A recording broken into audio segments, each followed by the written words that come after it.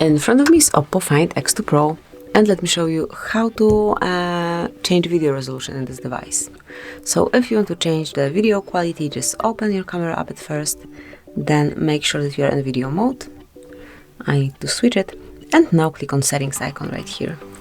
Now select video resolution, mark it, and just pick the one that you would like to apply. So if you want to record in 4K, smoothly click on it, and then you can also change the frame rate if you want to. And now if you'll go back, you'll be able to record in this new video mode, video quality. And this is it. This is how you can super quickly and easily change video resolution. Thank you for watching. Please subscribe our channel and leave the thumbs up.